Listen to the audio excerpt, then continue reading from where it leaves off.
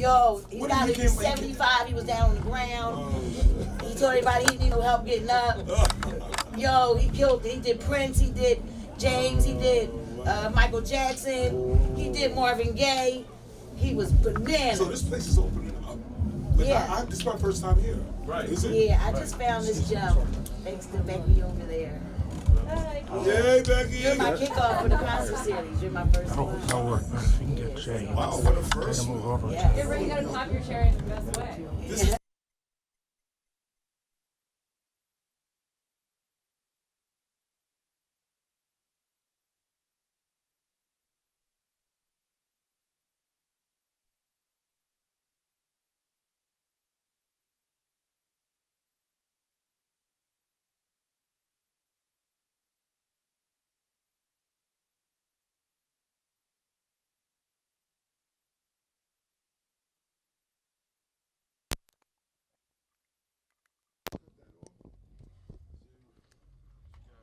Test. Test.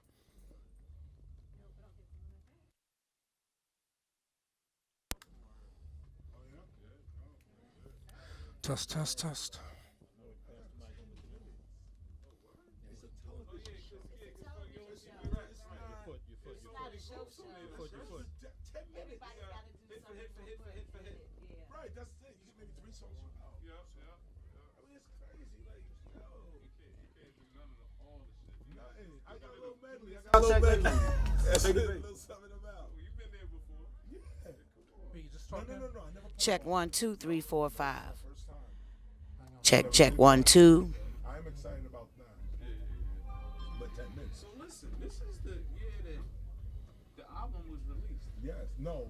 May 31st, 17. May 17th. No. 2000. I mean. Mike, 1, 2. 2007. Cause I saw the Which post. album? Hold on. Which album? Because I had an album every year. This is By All Means Necessary's anniversary. Laura, you got to wait 10 minutes because I'm doing this Isn't it interview. today that the I think it was release today. May 31st. Yes, but By All Means What, Necessary. 88? 88. Come on, man. Absolutely, Been with yes. you forever. Yes. Wow, I just remembered that. 88. Right, today is We was running around doing crazy shit. no doubt. Running back and forth for Philly. Philly, yup. I can't tell my KRS-One stories. It's too many. It's just one too many. Like one time I had MCA get me a room, and Kris and them ordered like $1,000 skillion worth of room service. You remember that? He was always wild. They was so wild. He was always I didn't know what to say. They cussing me out. I'm like, thousand. 2, 2, 2, 3, 4, 5. You ready? And he's up high too. I just said to my man, like, to shoot us at low so we get that a more stately picture. Yeah. You're making us look timid. Give me an up shot or a direct news shot. Give me the CNN shit. No doubt. All right, we good to go now? Because I'm like, we're rolling? All right, it's happening. A 3, a 2, and a 1. Master Blaster KRS-One. Bing bang. The Teacher. How you doing, boo? I am good, and more good. Can I just thank you from the bottom of my heart for what you just did out there on that stage at Ardmore Music Hall? That was bananas. How in the hell do you still have that energy in 2018? You want the short answer or the long one? Whatever you want to give us. Well, the short answer is a shot of Sambuca. All right, past that. The long answer is when you love what you do, you never work a day in your life. And so for me, I told the world in '94, I am hip hop. And that's the truth. And so you can never be tired of you. That's right.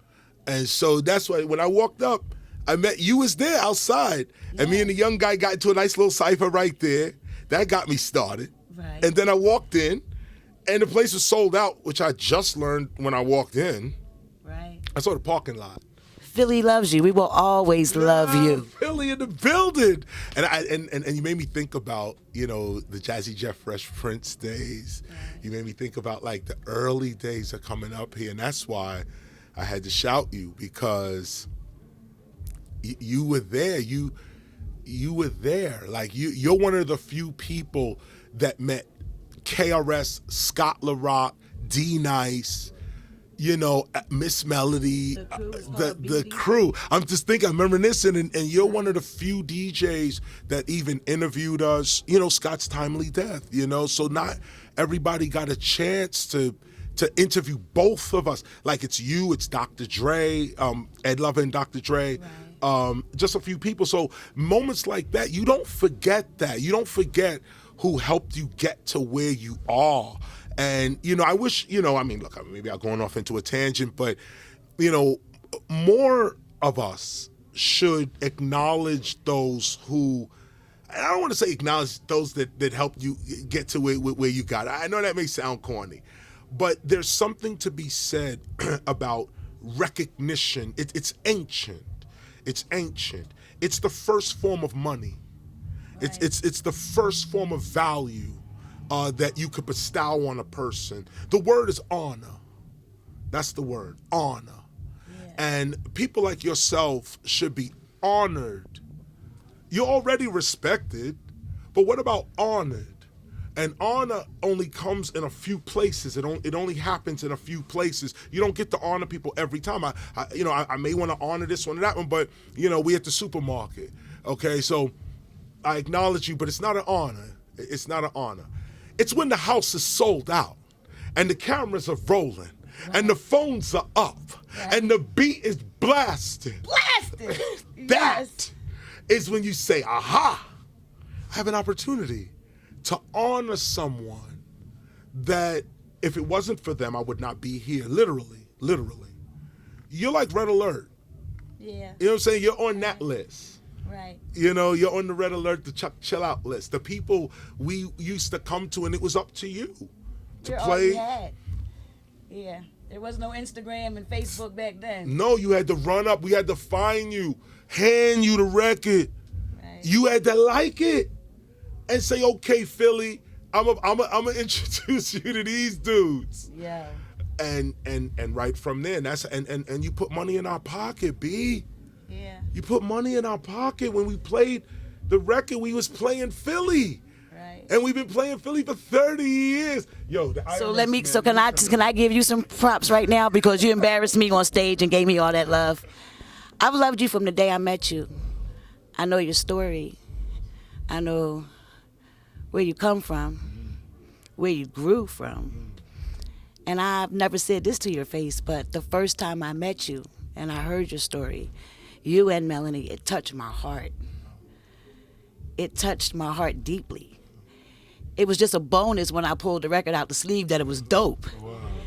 But as a brother, you touch me. And every time I see you, you are dropping jewels. I love that about you. You are still building a people. So many of us have forgotten to do that. There are very few in the game now that continue to do that. To see you on stage tonight and speak the truth, not only your truth, but the truth, was simply amazing, man. I mean, I was touched tonight. I mean, I went back into you talking about talk to your 15-year-old self. I was talking to my 18-year-old self like, yo, this is hip-hop. This was my life. And you made me feel tonight that I didn't waste a moment of it, man. Thank you so much, KRS-One, the philosopher, the teacher, the lyricist. Wow. You know, when I speak about you, and I always say, you know, you have rappers, and you got MCs, but then you have lyricists. You stand alone, brother. Off the top of your head tonight was some other ish. It was amazing, man. And the words that you shared in front of all those people about me really brought tears to my eyes. You almost made me cry. Man, I love you so much. Before we end this, what are you doing now?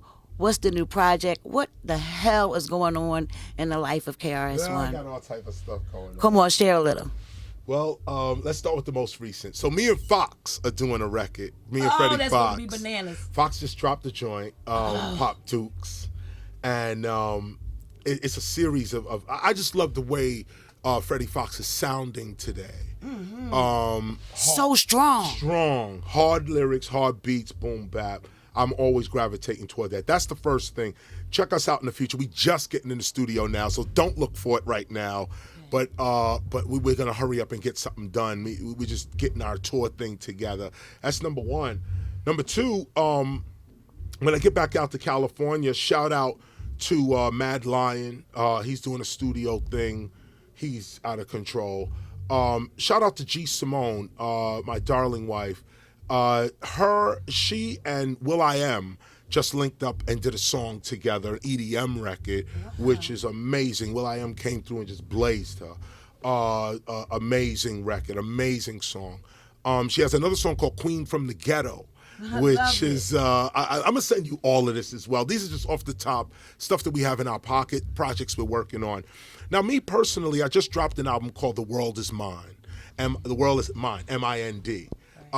That's about a year. It's been out so far. Great response. It's kind of like old now, but it's out. It's still selling. If you need that boom bap, run out and get it. But I'm doing more book writing today. I'm dropping 4 books.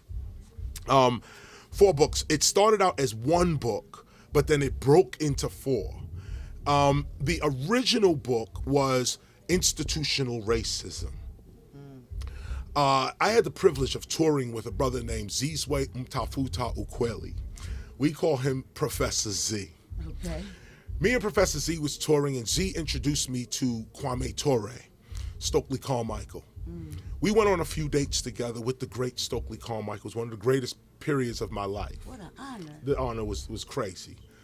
And in that time, I got a chance to really talk to one, a walking icon about civil rights, organizing, revolutionary movements. No, Kwame, was the man. And what I love about Kwame was that he didn't treat me like some dumb rapper.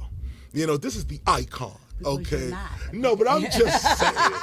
He just, he embraced me and brought me in. I was able to put him on my album Edutainment. He does the interludes on Edutainment. Kwame Ture comes in. Honor, complete honor, okay? Mm-hmm. So it's him, and I forget the gentleman's name, Hamilton, Charles Hamilton.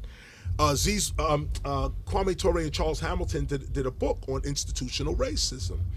And so I was thumbing through the book years ago, and I said, you know what? Some of these ideas need to be said now. They were breaking down institutional racism, what it really means when racism is in the institutions itself, how it affects you. And so as I started going through institutional racism, I kept coming across the word nigger, N-I-G-G-E-R, okay? Kept digging, Negro, Naga, Niger, Nega Nagusi. Wait a minute, the Negus? That was the king of Ethiopia. Negus Nagusi, the king of Abyssinia. How do we go from Negus to niggas? Start doing more research. Realize went further back into Indian culture, you get the Naga. The Naga is the serpent on the head. The pharaohs, they call it Araeus. An Araeus is supposed to be the snake on the top of the head.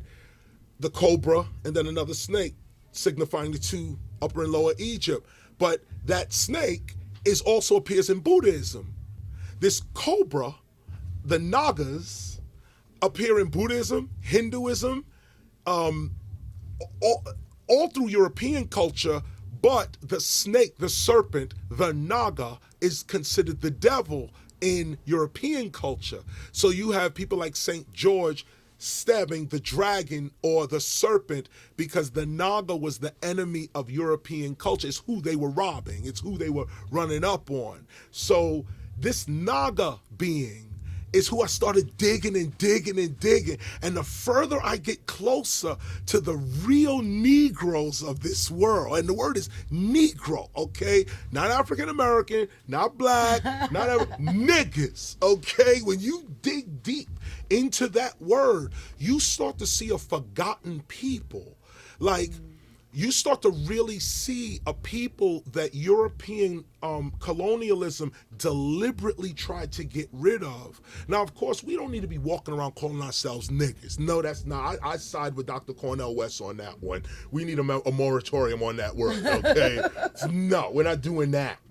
But when you look at institutional racism and you start to look at how people think, put aside the offense of the word and try to remember that when white racists was saying nigga, they were calling a person that. So the more we avoid nigga, we avoid the person that they were calling nigga. They want us to stop saying nigga because we stop calling a certain aspect of Africa. The nigga is the one that fought against them and won.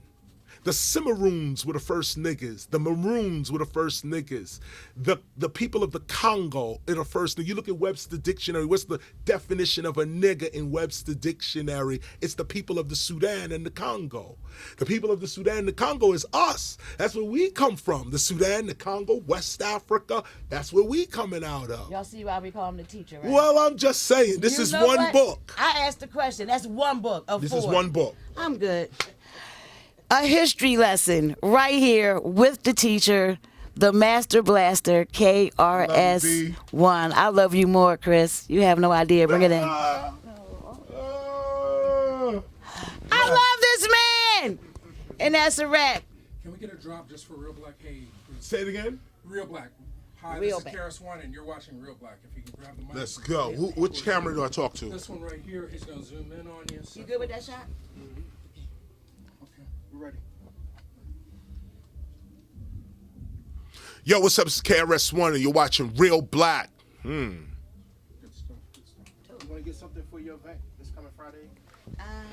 Yeah, what's up? Well, if you gave a Philly story. If you have a Philly story that relates to Philly. Just say, come on out. yeah. Just let him jump in. Let Let him. him see Lady We're Vicky. in a hurry. Celebrating your dad. No. Just tell a Philly story, and I'll throw a tag on. Just you don't have to make it endorsement. I don't have a Philly story.